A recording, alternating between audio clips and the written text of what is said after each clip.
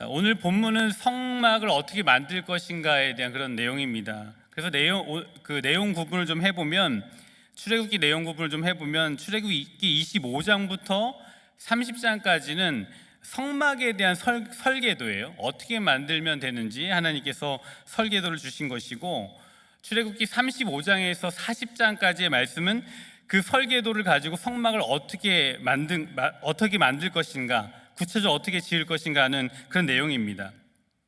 그래서 오늘 본문을 보시면 성막의 재질이 무엇이어야 하고, 그리고 수치는 어떻게 해야 하고, 그리고 모양은 어떻게 해야 할 것인가에 대한 그런 내용을 말씀하고 있습니다. 근데 문제는 뭐냐면, 오늘 제가 이렇게 끊어서 좀 읽었지만 성막의 재질, 수치, 모양 이런 것들에 대해서 우리가 잘 모를 뿐만 아니라 또 들어도 머릿속에 잘 그려지지 않는다는 것이죠. 그래서 이 성경 본문 읽다 보면 흥미를 금방 잃어버려요. 지루할 수가 있습니다. 그런데 출애굽기 25장에서 40장까지 무려 12장에 이르는 그 분량으로 이 성막에 대한 이야기를 하신 이유는 무엇일까? 그만큼 이 성막 설계부터 건축까지 이 내용이 너무나 중요하기 때문에 출애굽기에 아주 방대한 분량을 차지하고 있다는 것이죠. 출애굽기의 그 성막에 대한 내용은 기독교의 핵심 사상, 그리고 정체성, 기독교의 요체가 될 만한 아주 중요한 부분들을 담고 있습니다. 그래서 출애굽기 성막은 한편으로 보면 우리가 영적인 촉을 가지고 봐야지만 아주 특별한 것들을 발견할 수 있게 됩니다. 오늘 본문의 성막은 단순하게 어떻게 보면은 지루하고 재미없는 건축 재료와 또한 수치와 모양 등에 대한 이야기처럼 보일 수 있겠지만 영적으로 아주 깊은 것들을 담고 있다는 것입니다. 여러분, 예표라는 말 아십니까? 예표라는 말? 예표라는 말을 아시면 되게 수준이 높으신 거예요. 그래서 여러분 예표라는 거 좀 아십니까? 라고 하면 이렇게 좀 아는 척 좀 이렇게 고개를 좀 끄덕이셔야지 수준이 있는 분이십니다. 여러분, 예표라는 단어 아세요? 신학, 교리 이런 데서 좀 많이 사용하는 그런 단어입니다. 타이폴로지라고 하는데, 신학에서는 주로 어떤 구약의 어떤 원형이 있고, 신약의 원형이 있고, 구약이 신약의 원형을 이렇게 예표해주고 가르쳐주고 있다라고 해서 일명 이제 모형론, 유형론이라고 부르기도 합니다. 예를 들면 이런 거죠. 예수님께서 내가 요나의 표적밖에 보여줄 게 없다라고 말씀하셨는데, 그 요나가 물고기 뱃속에서 3일 동안 어둠과 죽음을 경험했던 것처럼 예수님께서 무덤에서 3일간 머물며 죽음을 경험하셨던 것, 그것이 바로 예표였다라고 설명을 하잖아요. 이게 이제 예표고요. 또 로마서 이제 5장에 보면 사도 바울이 아담은 장차 오실 분의 모형이다라고 이야기를 하면서, 한 사람 때문에 인류가 죄에 빠진 것처럼 한 사람으로 말미암아 인류가 생명을 얻는 것이 되는 것처럼 아담이 곧 바로 예수님의 예표였다라고 말하는 것, 이게 바로 예표론입니다. 그래서 오늘 성막은요, 한편을 보면 예표의 관점으로 좀 지켜볼 필요가 있습니다. 그래서 신학자들이 성막에 대해서 여러 가지로 정리하기를, 성막은 하나님이 우리와 함께 하신다는 임마누엘의 예표다라고 이야기를 하고요, 그리고 예수님을 예표하고 있다라고 또 말하고, 그리고 이 시대의 교회들을 예표하고 있고, 그리고 성전인 우리 성도들을 예표하고 있다, 그렇게 이야기를 합니다. 그래서 이처럼 성막이 영적으로 중요하기 때문에 하나님은 출애굽기 25장부터 40장에 이르기까지 방대하게 이 내용들을 말씀하고 계시다는 사실인 것입니다. 그래서 우리가 오늘은 성막을 좀 들여다볼 것인데, 그 가운데 우리 얻어야 할 교훈이 무엇인지 깊이 생각해보는 그런 시간이 되기를 소망합니다. 오늘 본문 출애굽기 26장 15절에서 17절 한번 보시면 이렇게 말씀하고 있죠. 우리 한번 읽어볼까요? 15절 17절 같이 읽겠습니다. 시작. 너는 조각목으로 성막을 위하여 널판을 만들어 세우되 각 판의 길이는 10규빗, 너비는 1규빗 반으로 하고 각 판에 2촉씩 내어 서로 연결하여 하게 하되 너는 성막 널판을 다 그와 같이 하라. 여러분 머릿속에 좀 그려지세요? 어떤 모양인지? 잘 안 그려지시죠? 그래서 제가 그림을 좀 하나 준비했는데, 이게 성막의 모양이에요. 이게 이제 성막의 전체적인 그런 모습인데 이렇게 생겼습니다. 근데 오늘 본문에서 말하는 널판을 세우라라고 하신 것은 저기 울타리 안에 있는 사각형 건물, 그 건물을 이야기하고 있습니다. 그래서 이 성막은 48개의 그 널판으로 만들었는데, 그 널판의 그 길이가 총 13.7m, 그러니까 45피트 정도 되고, 폭은 4.6m, 한 15피트 되고요. 높이는 꽤 높습니다. 4.5m, 14.7피트 정도 됩니다. 나무로 된 이제 높은 구조물이 이제 세워지게 되는데, 사막의 그런 바람에, 강한 바람에 넘어지지 않으려면 어떻게 해야 되겠어요? 아주 단단하게 고정을 해야 되겠죠. 단단하게 고정해서 지어야 할 것입니다. 그래서 26절에서 28절을 보면 이 구조물을 단단하게 고정하기 위해서 먼저 널판을 5개씩 묶어서 띠로 꿰라, 이렇게 표현되어 있는데, 여기서 띠라고 말하는 것은 우리가 생각할 때 그냥 어떤 그 끈과 같은 띠라고 생각할 수 있는데, 그게 아니고요. 아까 그림에서 보셨듯이 큰 장대, 이제 빗장 같은 것, 막대기 같은 걸로 이렇게 가로지르게 해서 고정했다라는 거예요. 그래서 세워져 있는 널판이 서로 좌우로 단단하게 묶여져서 흐트러지지 않게 한 것입니다. 마치 사람이 이제 어깨 동무를 하면 좌우가 서로 더 결속되어서 사람들이 쉽게 넘어지지 않는 것 같은 그런 모습과 비슷하죠. 또 하나는 17절에서 18절을 보시면 각 판에 2촉씩 내어, 이렇게 표현되어 있습니다. 각 판에 2촉씩 내어. 널판, 그 아까 나무, 그 널판 바닥에 2촉을 내라라고 했는데, 이 돌기 같은 겁니다. 돌기 같은 것인데, 이 촉을 2개씩 만들어서 은 받침에 구멍을 뚫어서 그곳에 단단하게 고정하여 연결하라라고 하셨다는 거예요. 그래서 그렇게 세워지는 겁니다. 그래서 사막에 가장 강한 바람이 불어도 흔들리지 않고 바닥에 고정되고 서로 좌우에 고정됨으로 말미암아 흔들리지 않게 견고하게 세워지게 만드셨다라는 것입니다. 여러분, 제가 그림을 보여드리니까 조금 그 구조물의 형태와 그리고 견고함이 어떠했는지 좀 이게 그림이 그려지시죠, 그죠? 근데 여기에서 이 구조를 가만히 보면 이 촉이라는 단어와 받침이라는 이 단어의 연결이 영적으로 매우 의미심장한 매치를 이루고 있는 것을 보게 돼요. 널판 바닥에 있던 2촉, 이 2촉이라는 단어는 히브리어로 야돗이라는 단어입니다. 야돗인데 이게 어떤 뜻이냐면 손이라는 뜻이에요. 손들. 그러니까 그 널판 바닥에 있었던 그 돌기가 손이라는 그런 뜻을 가지고 있는 것이죠. 그리고 이 손이 어디에 연결되어 있는가 하면 은받침. 이 받침이라는 것은 히브리어로 아다님이라는 그런 단어인데, 기반, 기초, 그러니까 이 바닥 같은 기반, 기초, 이런 뜻을 가지고 있는 것이죠.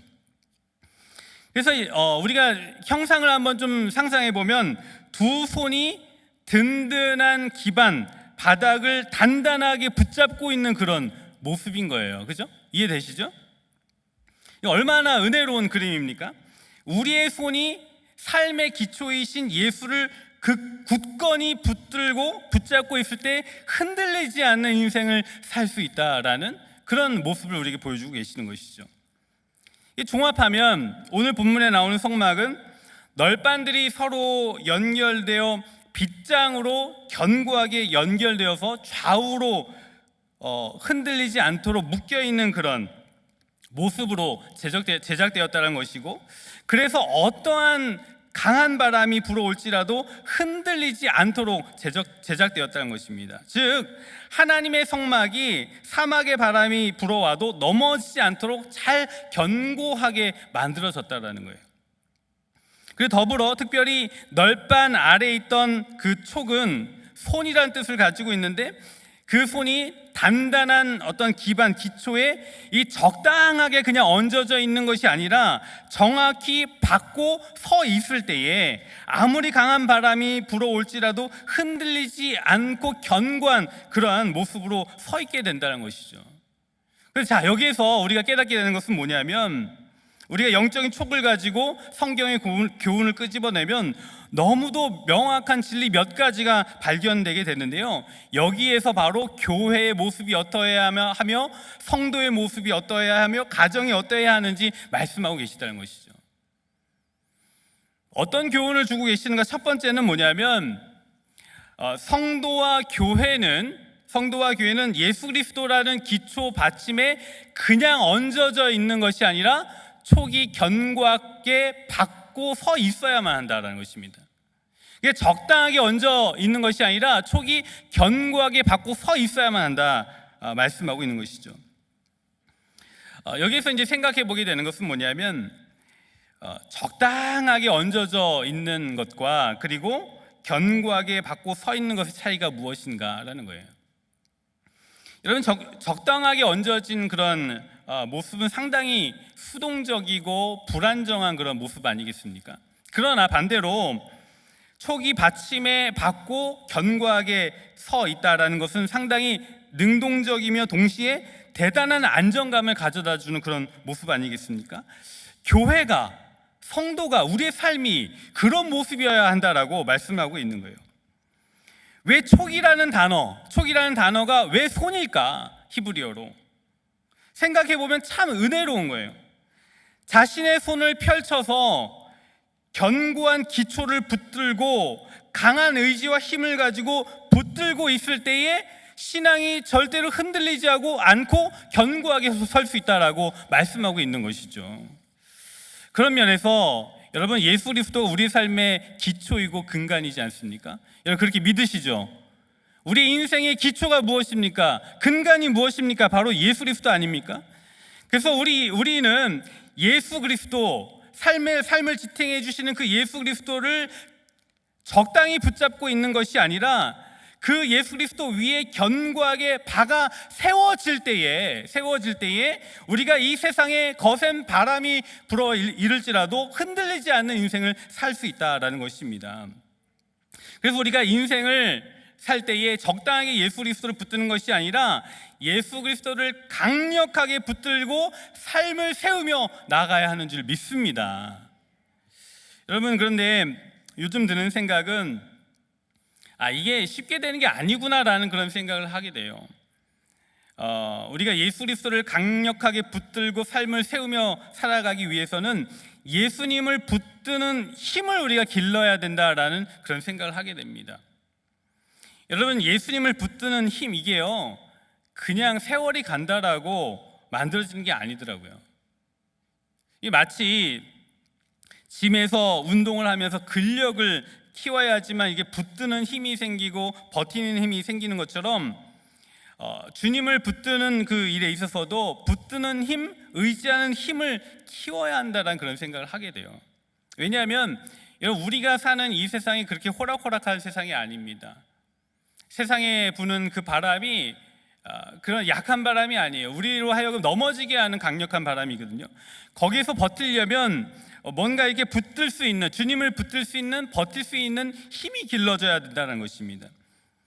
제가 요즘에 이제 제 삶을 좀 돌아보면서 연약함을 좀 많이 느껴요. 목사인 제가 한편에 이 정도 수준밖에 되지 않는가라는 그런 생각을 하게 됩니다. 삶 속에서 이제 여러 가지 한계 상황에 부딪히게 되고 생각처럼 삶이 잘 되지 않는 그런 한계에 부딪히면서 많은 생각을 하게 돼요. 근데 이제 그런 위기와 어려움이 닥쳐올 때에, 여러분, 제가 목사잖아요. 버텨내야 되고 이겨내야 되지 않습니까? 그래서 의지를 가지고 힘을 내고 더 기도하고, 이게 전도서 큐티 말씀처럼 헛된 세상 속에서 그 헛된 것들에 동참하지 않기 위해서 더 거룩하게 서야 된다라는 그런 생각을 가지고 말을 적게 하고, 그리고 마음을 주님 앞에 집중하여 드리자라는 그 결단을 하고 막 애를 씁니다. 그런데 이 애씀이요, 경험해 보셨나요? 며칠 안 가요. 그죠? 며칠 안 가고 이게 넘어져요. 쉽게 넘어져요.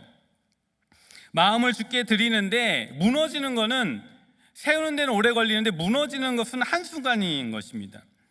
어떠한 사람의 말 한마디에 영적인 빗장이 풀어지고 와르르 무너지는데, 또 기도도 잘 되지 않고 넋을 잃어버리는 그런 모습을 보면서 정말 신앙의 견고함이 정말 형편없구나라는 그런 생각들을 많이 하게 돼요.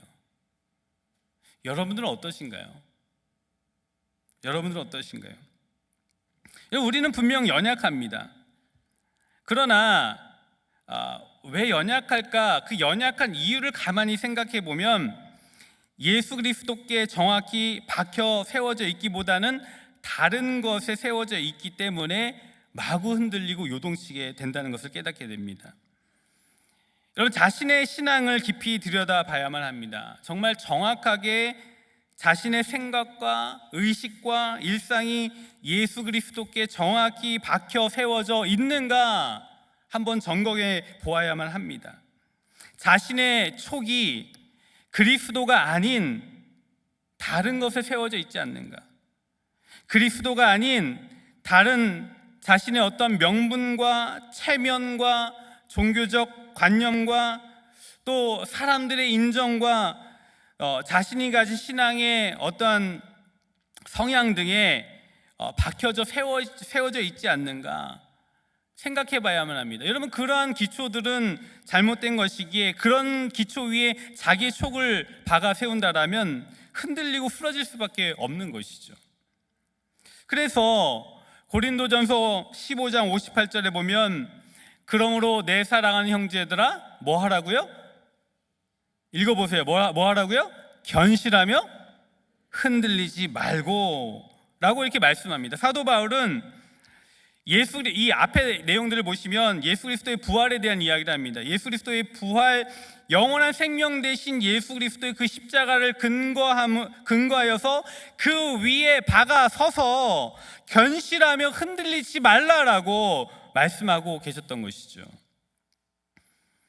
여러분, 이 시대의 성도들이 그리고 교회들이 흔들리는 이유는 겉으로는 예수 그리스도 위에 서 있다라고 하지만 가만히 들여다보면 자신의 어떤 명분, 체면, 그리고 어떤 신앙의 성취, 그리고 종교적 고집과 아집, 때로는 이데올로기와 자신의 어떠한 철학 등에 자신의 촉을 박아 세웠기 때문에 흔들리고 넘어지게 된다는 사실을 보게 됩니다. 베드로 사도도 베드로후서 1장 10절에서 그렇게 이야기를 합니다. 그러므로 형제들아 더욱 힘써 너희 부르심과 택하심을 굳게 하라. 형제들아 더욱 힘써 너희 부르심과 택하심을 굳게 해라 라고 말씀하셨습니다. 여러분, 자신의 삶이 그냥 그리스도께 얹어진 인생으로 나아간다라면 굳게 설 수가 없는 것입니다. 그러나 자신의 인생이 완전히 그리스도께 견고하게 박혀 세워질 때에 세상의 모진 풍파가 일어난다 할지라도 쓰러지지 않고 넘어지지 않고 견고하게 주 앞에 설 수 있다는 것이죠. 여러분, 우리가 두 손을 펴서 성령께 간구하고 기도함으로 말미암아 그리스도를 단단히 붙잡고 그리스도 위에 견고하게 서는 저와 여러분들이 되기를 주님의 이름으로 축복합니다. 두 번째는 서로 그룹으로 묶여서 빗장으로 연결되어 있어야 한다는 것입니다. 오늘 본문에서 발견되는 것이죠. 27절에 보면 널바늘 5개씩 묶어서 띠를 이 끝에서 저 끝까지 미치게 하라라고 말씀하고 있습니다. 아까 그림 보여드렸듯이 그 띠로 그냥 묶는 게 아니고요, 고리 또는 그 중간을 막대기로 빗장으로 걸어서 연결되게 해서 흔들리지 않도록 만들어야 한다라고 말씀하고 있는 거예요. 여기에서 우리는 교회론과 공동체론을 발견하게 돼요. 여러분, 성경에서 교회가 어떠해야 하는가, 어떤 모습이어야 하는가 말씀하고 있는데 주로 이제 교회론은 에베소서가 교회론을 말씀하고 있다라고 이야기합니다. 여러분, 그래서 교회가 어떤 모습이어야지라고 이제 궁금하시다라면 에베소서를 읽으시면 돼요. 근데 이제 에베소서 2장 20절에서 22절까지 보시면 교회가 어떠해야 하는가 이렇게 말씀하고 있어요. 우리 같이 한번 읽어볼게요. 20절에서 22절까지입니다. 시작. 너희는 사도들과 선지자들의 터 위에 세우심을 입은 자라. 그리스도 예수께서 친히 모퉁이 돌이 되셨느니라. 그의 안에서 건물마다 서로 연결하여 주 안에서 성전이 되어가고 너희도 성령 안에서 하나님이 거하실 처소가 되기 위하여 그리스도 예수 안에서 함께 지어져 가느니라. 이게 교회의 모습이에요. 교회는, 성도는 모퉁이 돌이신 예수를 통하여 서로 연결되어 있을 때 비로소 성전이 될 수 있다라고 말씀하고 있어요. 거룩한 성전이 되기 위해서는 빗장, 띠로 서로 연결되어져 있어야 한다는 것입니다. 예수 그리스도를 통하여 연결점이 되어 연결되어져 있을 때, 예수 그리스도의 그 사랑으로 서로 빗장이 걸려져서 연결되어져 있을 때 좌로나 우로나 흔들리지 아니하고 견고한 결속으로 거룩한 성전이 된다라고 말씀하고 있는 것입니다. 여러분, 교회가 교회의 모습으로 견고하게 서 있을 때 비로소 세상의 거센 풍파와 그런 세상의 혼돈과 공허 속에서도 절대 흔들리지 않는 줄 믿습니다. 우리 베델교회가 그런 교회가 되기를 주님의 이름으로 축복합니다. 그런데 이 시대의 교회의 모습들을 가만히 보면요, 그리스도를 중심으로 견고하게 빗장이 연결된 모습보다는 결속이 헐겁거나 아니면 아예 연결되어 있지 않는 모습들을 많이 보게 돼요. 이상하게 여겨지는 것은 뭐냐면, 교회들이 예수 그리스도를 말하고 있지만 온전히 연합하고 하나 되어 있지 않는 모습들을 발견하게 됩니다. 우리가 신앙생활을 하면서 공동체 안에서 예수 그리스도를 분명하게 말하고 있지만은 성도들 간의 하나됨, 영적 결속, 이런 것들을 해보면 생각보다 결속이 느슨하고 헐겁다는 것을 발견하게 돼요. 여러분, 의문이 안 드십니까? 왜 그럴까? 우리가 예수 그리스도를 말하고 있는데 왜 그런 성도 간의 결속들이 헐겁고 또 견고하지 않는 것일까? 의문이 들지 않으십니까? 오늘 성경에 언급한 이 널빤, 이 교훈을 한번 잘 생각해 봤으면 좋겠어요. 널빤 한 장 한 장이 우리 성도들이라면 5개씩 묶어서 빗장으로 연결하게 하신 것에 어떤 힌트가 있지 않을까요? 여러분, 우리가 먼저는 분명하게 예수 그리스도라는 그 기반, 받침 위에 든든히 박혀 세워져 있는 것은 먼저고요. 두 번째는 뭐냐면 서로 강력한 고리와 빗장으로 연결되어져 있어야만 한다는 것입니다. 널빤 5장씩 묶어서 연결해라. 그것을 이 널빤 5장이 의미하는 바가 뭘까요? 교회는 작은 공동체로 묶여 있어야 한다는 거예요. 여러분, 우리가 세상에 살 때 넘어지지 않도록 붙들어지는 힘이 어디에서 나오는가? 바로 묶여있는 그 작은 공동체로부터 시작이 된다는 것입니다. 믿음의 공동체, 믿음의 동력자로부터 붙들어지는 그 힘이 만들어진다는 거예요. 우리가 서로 말씀으로, 믿음의 우정으로, 그리고 단단히 그것들로 묶여 있을 때에 세상의 거센 풍파가 밀려와도 넘어지지 않을 수 있다는 거예요. 그래서 할 수만 있다라면 믿음의 동력자 5명 이상 만드셔야 돼요. 더 만들면 좋겠지만 정말 마음과 마음을 터놓을 수 있는 믿음의 동력자 5명 이상을 만드셔야만 합니다. 그것이 가능한 곳이 바로 셀 모임이고요, 그리고 함께 사역하는 사역 공동체 그룹인 것이죠. 우리 교회가요 커요. 그죠? 우리 교회가 대형 교회입니다. 큰 교회입니다. 그렇기 때문에 한편으로 그냥 얹어진 인생을 살면요, 대면 그 만남으로 끝날 확률이 많아요. 그런데 그렇게 끝나는 것이 아니라 마음과 마음을 나눌 수 있는 믿음의 공동체 꼭 만드셔야 돼요. 여러분들 다 만드시기를 주님의 이름으로 축복합니다. 근데 여러분, 이게 그냥 되는 게 아니라 인격적으로 진정성 있게 투명하게 서로에게 다가갈 때 만들어진다는 거예요. 최근에 제가 아주 슬픈 장례를 좀 집례해야만 했습니다. 아직 젊은 분의 그런 장례식이었는데요, 그 부모님은 이제 젊은 자녀를 떠나보내고 너무 힘든 상황에 빠져 계셨어요. 큰 충격에 빠지신 거죠. 그리고 너무 이제 힘들어 하시더라고요.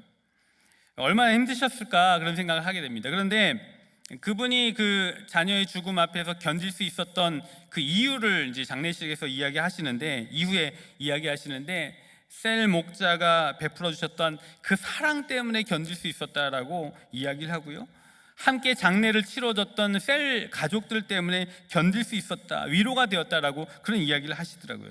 그러면서 했던 얘기가 뭐냐면, 만약에 자기가 이 교회에 등록하고 셀에 등록되지 않고 건성건성 만약에 다녔더라면 정말 이 고난 앞에 견디기 힘들었을 것이다라고 그런 이야기를 하시더라고요. 여러분, 교회가 어떠해야만 합니까? 우는 자들과 함께 울고 즐거워하는 자들과 함께 즐거워하는 것, 그것이 바로 교회이고 교회의 본분 아니겠습니까? 삼겹줄로 단단히 묶여져서 끊어지지 않도록 서로 견고하게 세워지는 것이 바로 교회 아니겠습니까?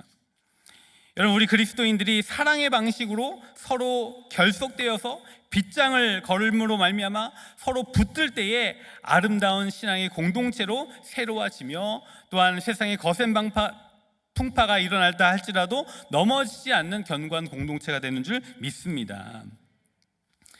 자, 31절부터 37절까지의 내용은 이 성소와 지성소에 대해서 말씀하시는데요.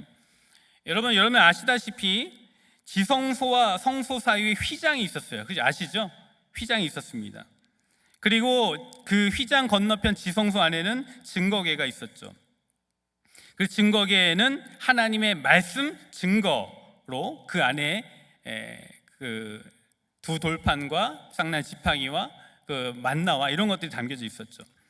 그 증거궤는 하나님의 보좌라고 하여서 하나님이 앉아 계시는 거룩한 자리, 은혜의 자리로 여겨졌습니다. 그래서 그 가운데 휘장이 이제 쳐져 있었는데 성소에서 지성소로 쉽게 들어가지 못했어요.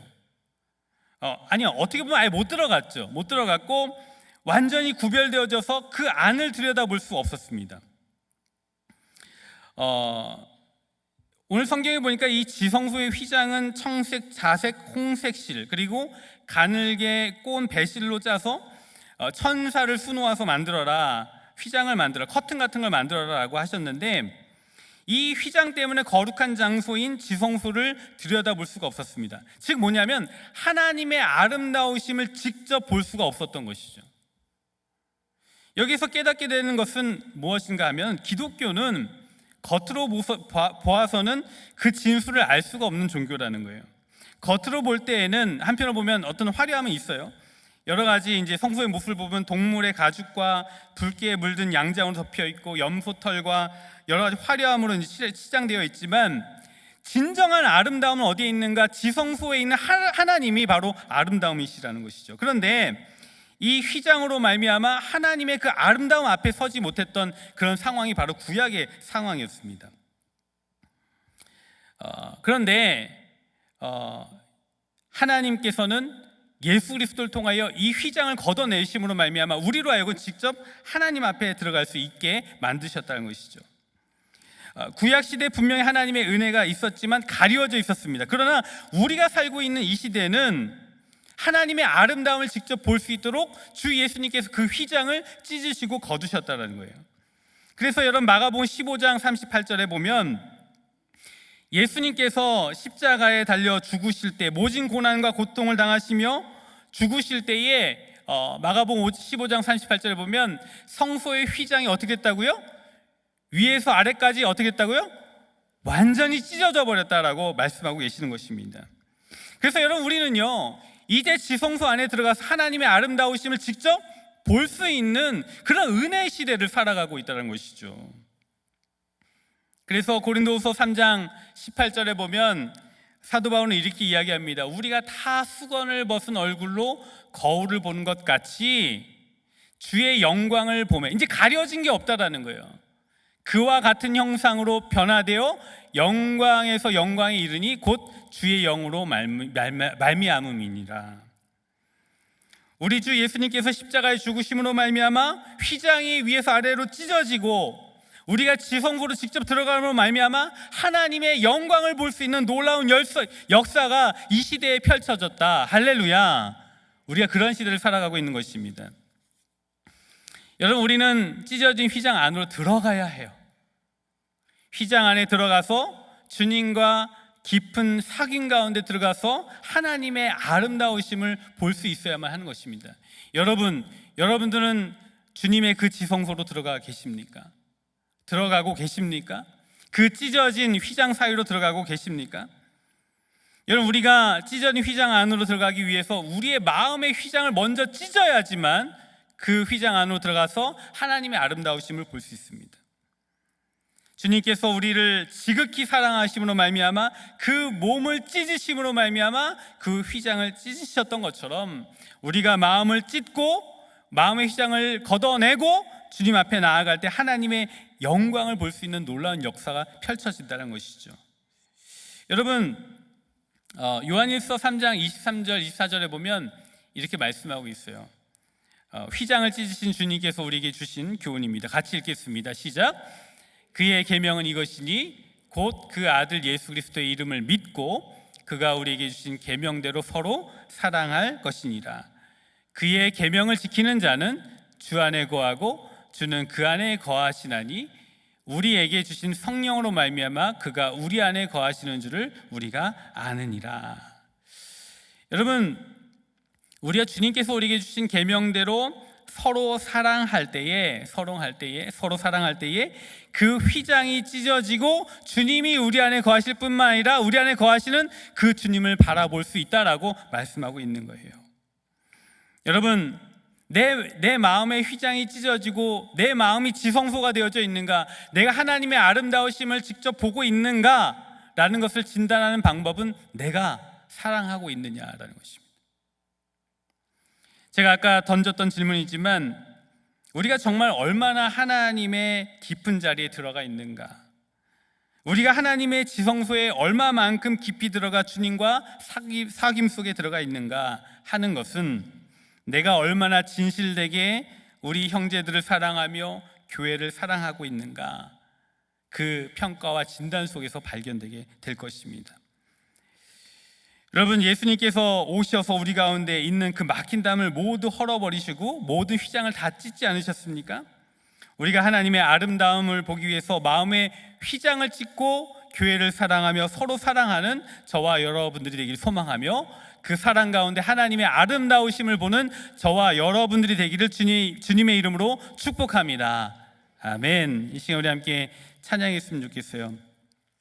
주의 아름다움은 말로 다 형언할 수 없고, 우리가 주님의 그 지성소에 들어가서 하나님의 아름다움을 보기를 원합니다. 그런 마음을 가지고요, 이 시간 우리 함께 찬양하며 나아가기 원합니다. 주의 아름다움, 주의 아름다움은 말로 다 형언할 수 없고 주님의 그 놀라우심을 아멘 다 표현할 수가 없네. 누가 그 지혜를 깨닫고 누가 깊은 사랑 증량할까. 보좌에 앉으신 주의 위엄 아름다우신 주, 우리가 주님 앞에 서기를 원합니다. 내가 주를 경외함으로 주님 앞에 홀로 섭니다. 찬양 받으시기 합당한 거룩하신, 다시 한번 처음부터 찬양합니다. 주의 아름다움은 말로 다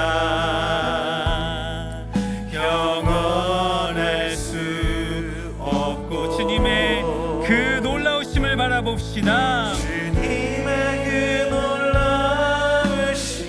놀라우심을 아멘 다 표현할 수가 없네.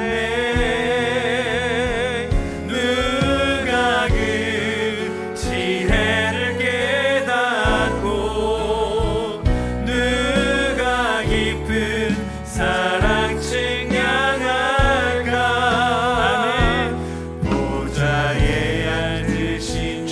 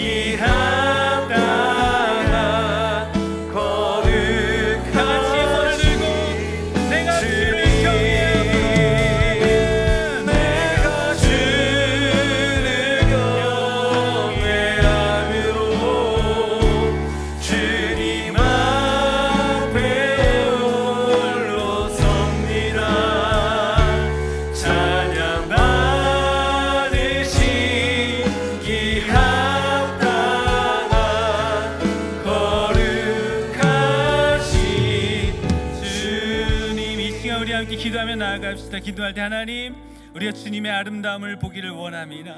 하나님, 우리가 성소에 들어가 그 휘장을 찢고, 마음의 휘장을 찢고 주님의 성소에 들어가 주님의 아름다우심을 깊이 보며 나아가는 자 되기를 원하오니 나에게 성령 충만함을 허락하여 주시고 성소의 그 은혜를 나에게 허락하여 주시옵소서라고 이 시간 우리 주여 한번 부르고 간절한 마음으로 기도하시겠습니다.